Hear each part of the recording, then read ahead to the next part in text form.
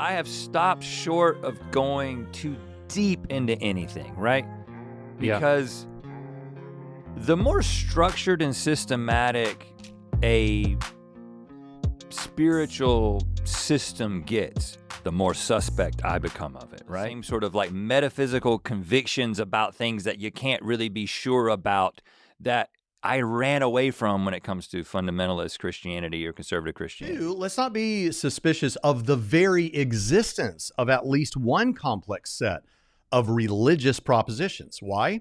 Because if there is a God, I think we can all agree that if there is a God, God could easily have communicated that set of complex religious propositions to man at some point in some tradition, right?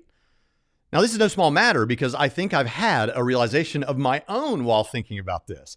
And that is, many atheists will make statements that are more extreme, but similar in essence to what Rhett is saying, I think.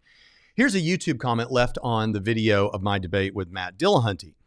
Let me throw it up on the screen here. Yeah, it says, what supreme arrogance one must have to believe that there exists an absolutely perfect God. That's arrogant. And that such a God can be spoken for by a very imperfect human being. Not only is Braxton Hunter expecting us to believe in God without any credible objective evidence, he also expects us to believe that he knows what this God wants. Now notice there's no interaction with the evidence I presented. Apparently, if one wishes to avoid pesky things like coming up with meaningful objections, one can now just ignore everything your opponent says completely and function as if it doesn't even exist.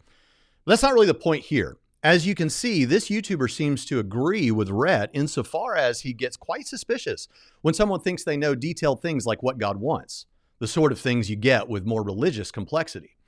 But yet at the same time, I commonly hear skeptics say that if God existed, he could easily solve all of this with direct and specific information that would convince most people.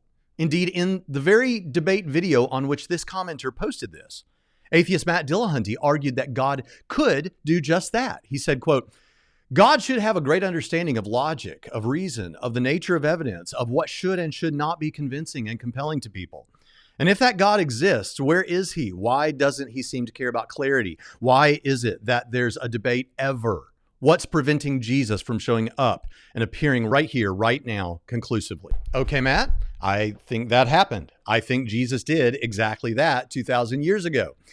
And because he did, we have pretty detailed religious propositions that we think have been confirmed by Jesus, whose ministry is confirmed by historical evidence related to his life and death and the resurrection. But, and this is not really directed at Rhett so much as those who make the more provocative claims that, like the YouTuber commenter here, the claims that it seems absurd or supremely arrogant to say God did exactly that. Here's the point.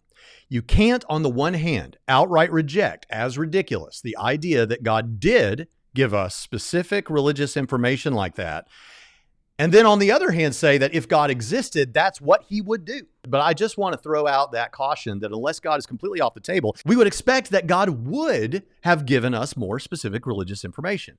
So the suspicion about particular issues is understandable, but there shouldn't be a suspicion against the very existence of such a system, at least not an overblown one.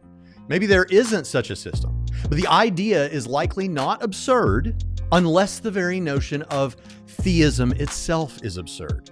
That would be a very heavy burden of proof to bear.